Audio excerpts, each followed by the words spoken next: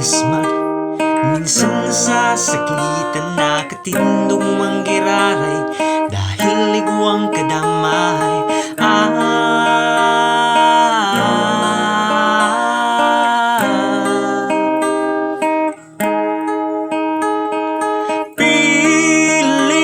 Pilipinong Pasko, pusuan mo, ipamati sa mundo. Pilipinong Pasko, ikurahaw mo, pagdamay itao maskiriyo. Nagkaburunyog manggiraray sa raro, pagkamot matibay.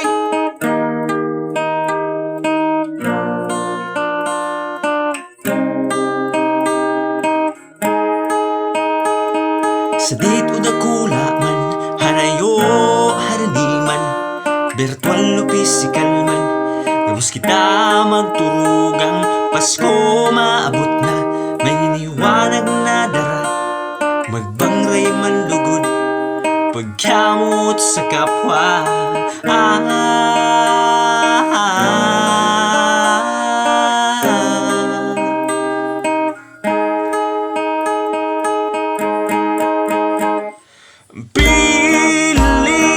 Pilipinong Pasko, pusuan mo, ipamati sa mundo.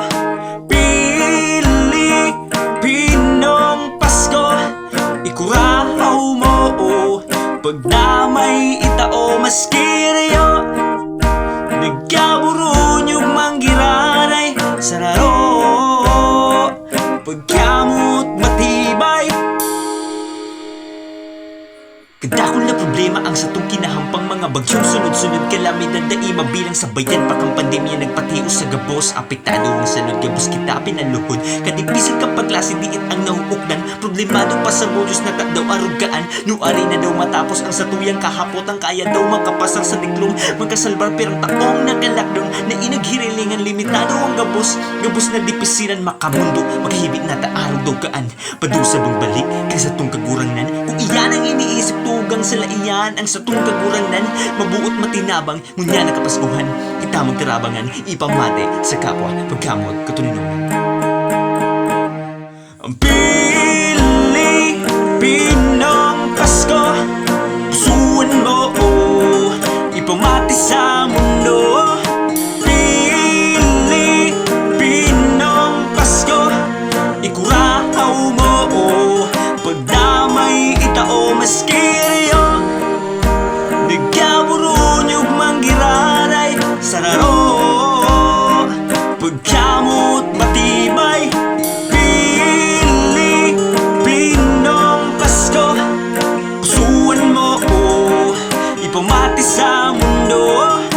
Pilipinong Pasko, ikurahaw mo, pag-asa kang Pasko maskiriyo.